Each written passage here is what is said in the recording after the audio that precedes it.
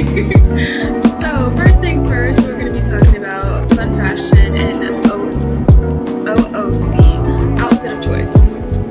Fun fashion and outfit of choice is basically an outfit that a contestant will wear in what they feel confident in and expressing that into the judges. So the judges are looking for particularly is how you show your personality and not only that, your stage presence.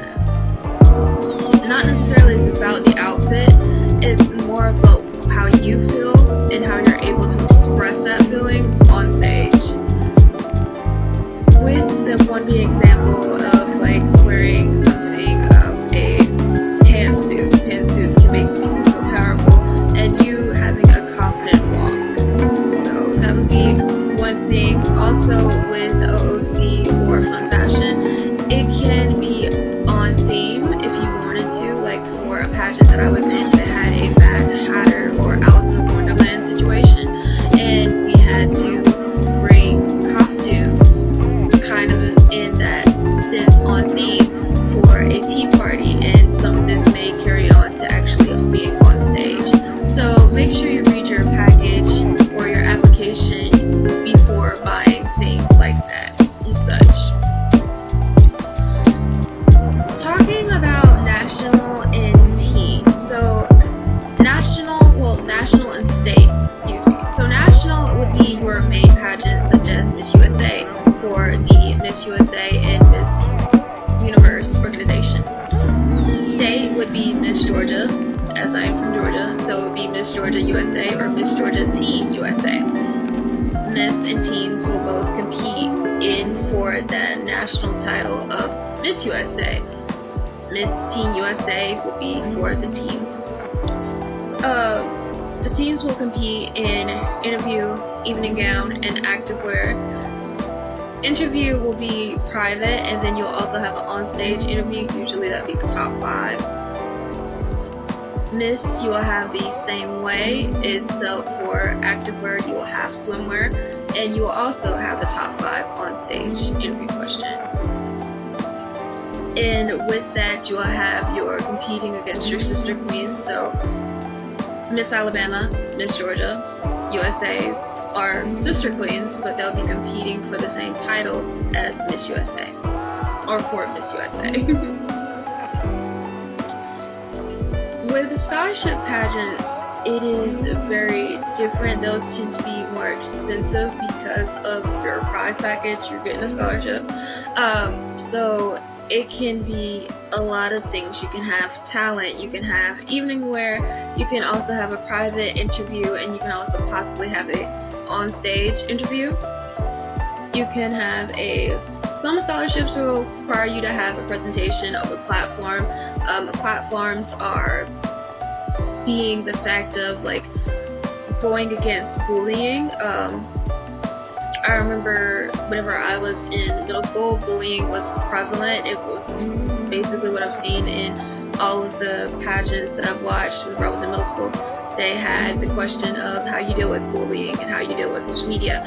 So those are platforms, and those answering those questions are like platforms, or what is your project that you're passionate about whenever you're in teen and miss.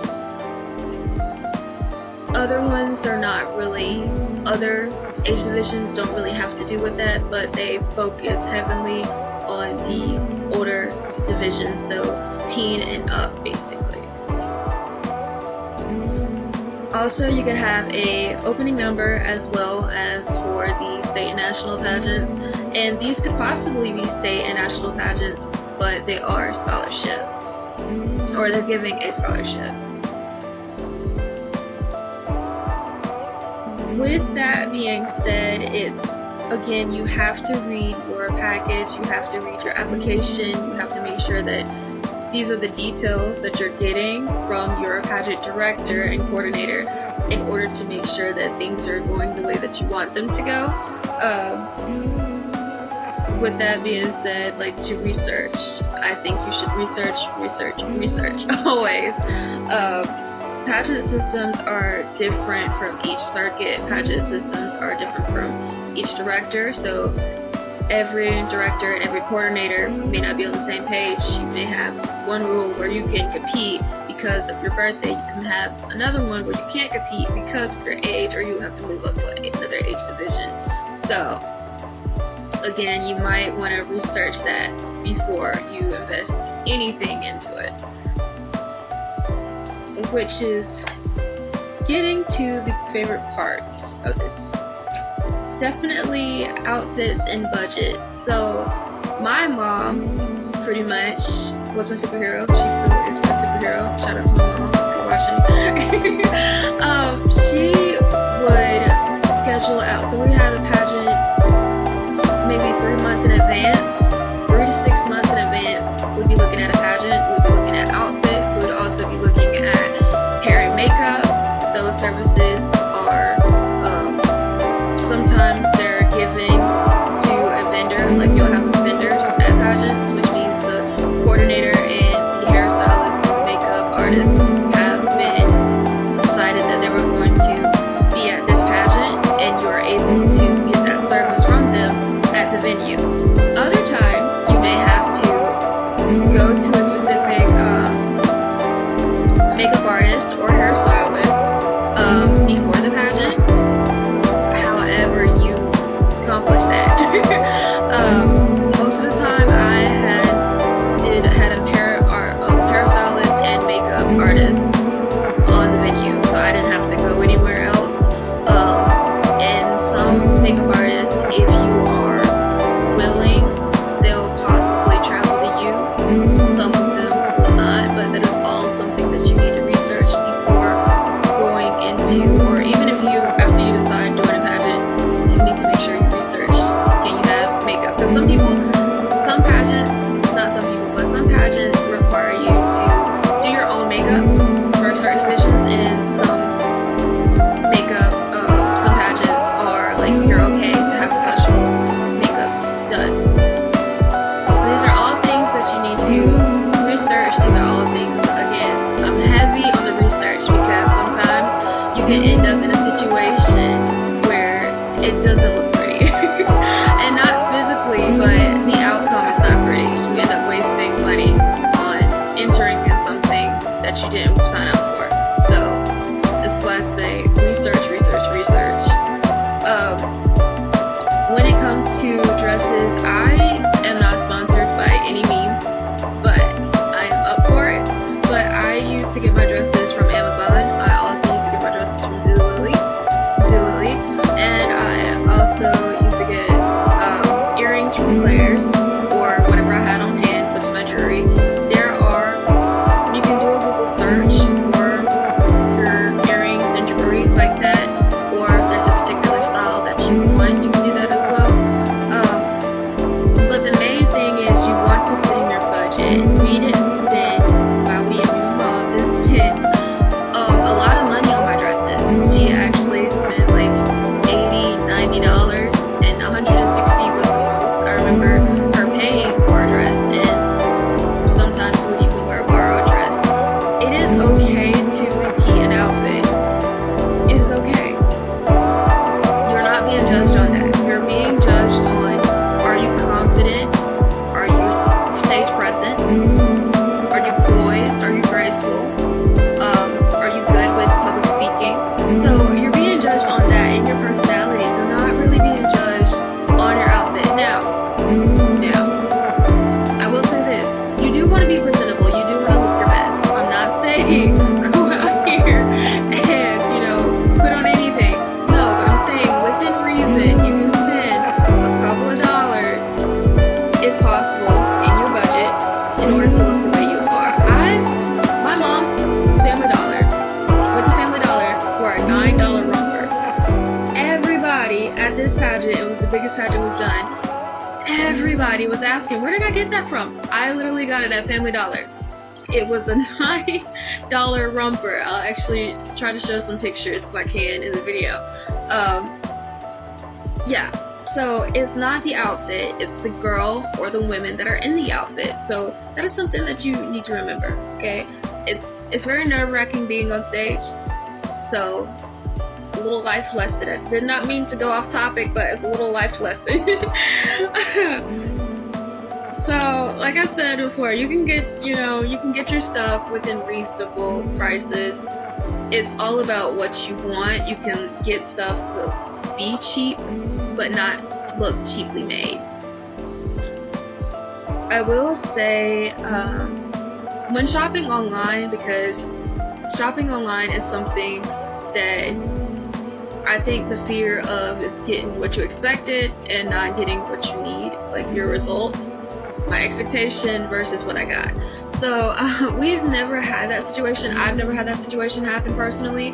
So I've always made sure, I think it's best, your best interest, if your pageant is, let's say your pageant is August the 20th. So it's like around the corner somewhat. So you want to make sure that if you're going to do online shopping, that you do it prior to that, 3 weeks in advance, or a month in advance, just to be on the safe side. I'm always a month in advance person. If I was ordering my dresses now, I would be a month in advance to 3 months in advance, just in case you need to alter it, just in case you need to resend it back, or it will get to you on a later date if it's not clarified for you. Like I said, vendors are hair and makeup services that are on basically anybody that is there selling their products. So you may have a boutique, you may have a tan and teeth whitening booth. These are different things that you'll see at bigger pageants, or even at smaller pageants. They'll have like a little snack bar during the competition. So those are basically there for you and your services. Makeup and hair, I know some pageant coordinators usually list out who is doing hair and who is doing makeup, and you can contact them through a Facebook page or whatever group you're a part of during that pageant season or during the pageant. Hotels. Okay, hotels are a lifesaver whenever a pageant runs 3 to 4 days long. It is possible, because sometimes you'll have an interview, sometimes you'll have private interviews, you'll have probably workshops. It depends on what is going on and also the location. So hotels are kind of your saving grace if you don't want to drive back, if you're like 3 hours away, 4 hours away, 6 hours away from the pageant venue and the pageant festivities, and then just going back home. So it is very imperative that pageants can be sponsored by a hotel company, but that doesn't necessarily mean that they will be have availability. So even though the pageant is sponsored by that hotel, it doesn't mean they'll have availability, because they're still servicing other customers. Not only that, there's probably 60 other competitors that are going out to the same hotel because it's probably closest to that venue. So I would say look somewhere close in that distance. I've never had that experience I've had the experience of staying in a hotel during a pageant, but I've never had the experience of like actually having to look for one. But I would say research in that area for what you're looking for and exactly how far away or the distance is far away from the venue and what time that you need to be on stage. It is very important.